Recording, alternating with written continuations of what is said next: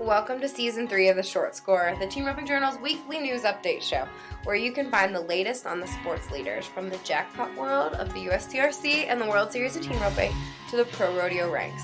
I'm Chelsea Schaefer. And I'm Caitlin Gustov. And we'll be your hosts.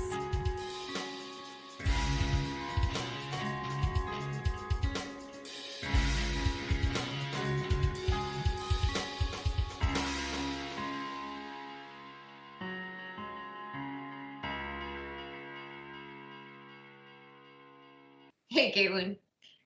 Hey, Chelsea. All right, guys. Just slap happy. We just started this podcast by saying ready, steady, go, and apparently Caitlin thinks that's funny.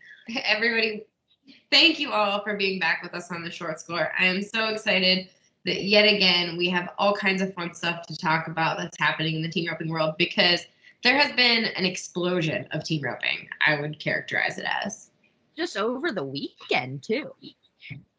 I mean, we went to the Steve Johnson Memorial Roping in Gill, Colorado on Saturday, and they had 115 teams in the Open. There were guys from Montana, Arizona, all over the Dakotas. They were all there in Colorado for that roping. And then it seems like everybody else was in Texas, and they had huge ropings over the weekend. The Cowboy Classic in Stephenville was outstanding. And then, of course, Clay Logan's roping. They got so many teams in the 12, was it, that they had to move the Open to Monday because there were just so many people there. That's insane. That's awesome. Yes. So, Caitlin, you got to finish the short round of the Steve Johnson Memorial. How did that go down?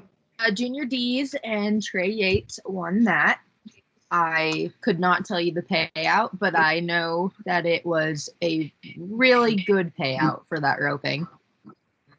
Yeah, 115 teams. I bet it was decent. It wasn't cheap to enter either. So I'm not saying it was too expensive. I just mean I bet it paid really good. Yeah, and there was 7,500 added with 90% payback. So it definitely paid like a slot machine just in that opener roping. The 12 was huge afterward. Mm-hmm. Oh, yeah. I don't think we pulled out during the short round. Unfortunately, none of our crew made it back to the short round. But we pulled out of that arena during the short round, and it had to have been about 10:30 at night, and we got to the roping at 9 in the morning. So very long day, close to 500 teams in that 12.5 slide. And was there a 10 after that? So, that's what's crazy, too. The 10, I heard, had 200 entries as well in it, and they still ran that after the 12th slide that night. So there's no telling what time they got over with at that roping. That's awesome. And they so between that, John Johnson had a great roping in Georgia. He had to move it, but those ropers on the East Coast, it doesn't seem to matter if the roping was scheduled in Tennessee and they have to move it to Georgia. It seems like the same people still go anyway, which is awesome and crazy to think about. But they seem to get great numbers there. I know Ben Clements roping at the Extreme Team roping in Stephenville, like we talked about, was great. And then the team, one of the hot teams that nobody will ever stop talking about, probably Clay Smith and Jay Corkill, they won Clay Logan's roping. So that was a nice little payday for them as well. Yeah, tons of wins this weekend. Mm-hmm. It was very exciting to see. Exciting. The first rodeo back is Cave Creek this weekend coming up. Mm-hmm. So I know guys are excited for that. And I know that the state of Arizona is under a lot of fire pressures right now because they've got wildfires going like crazy. But I've heard that the fairgrounds is safe there in Cave Creek. So hopefully everything goes smoothly. It's going to be on the Cowboy channel, so you can watch all the rodeo action live on the Cowboy channel all weekend, which will be on the DVR here because we're going to be branding and doing all kinds of other things around here this weekend. That was your invitation, Caitlin. Brisket. We're branding. Yeah, I didn't disengage that we're branding this weekend, so So everyone knows all the short score we are branding this weekend. And I will be at Chelsea's living room watching Cave Creek. We're branding our 25th Coriani calves. but it's mostly stuff. We like to celebrate for the food. So that's the reason. Who doesn't brand for the food afterward? I mean, if you have 5 calves, you better eat a steak dinner after. Okay, for this weekend, there's good stuff happening. I believe the Missouri Classic is still on in Bethany, Missouri. There's a Brother-in-Law Productions roping in Hamilton, Texas, which, according to the USTRC's website, is still happening. It's going to give away Roxers, which is super cool. And then there are a bunch of other NFTR earnings ropings, which is great, that hopefully are still happening. This is going to be a really big weekend in World Series of Team Roping land.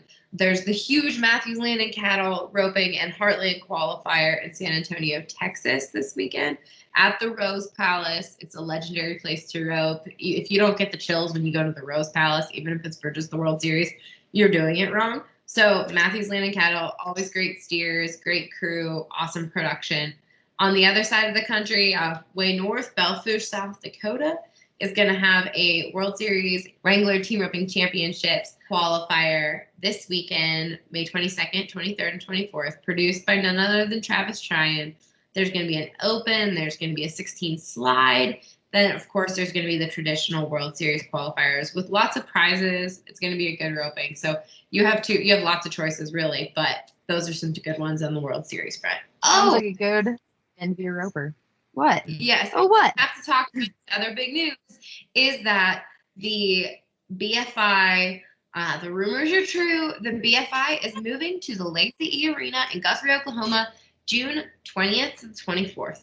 So that means the same dates as the original BFI, the one that was supposed to be in Reno but was canceled. So we're waiting on all the details, but I hear they're going to have all the good 12 ropins, the youth ropins, the all-girl, all the good stuff that usually happens in Reno is going to happen at the world-famous Lazy E Arena in Guthrie, Oklahoma. I missed going to the timed event this year. Kendra went in my place. So I'm really excited at the prospect of going back to the Lazy E again for the BFI. Yeah, that's going to be amazing. Yes. So we will have all the BFI coverage through the Team Roping Journal, of course, as always. So that's our exciting news that was breaking earlier today. Yay. We all can't wait. I speak for everyone, I feel like, when I say we all. All right. Well, I think that is about it for the short score. I cannot wait to getting back to real event coverage as much as we can. Caitlin and I live to be at ropings, out with people at events. So we will have proper episodes of the short score with interviews and everything coming up soon as we finish. In my training drive to Cave Creek just to be around rodeo and people. We're ready for everything to kick open the chutes, as the PRCA said. So everybody, thank you all so much for listening. We'll be back with another short score next week, and then we will be back with the regular score at the end of next week. So thanks, everybody. Awesome. Thank you.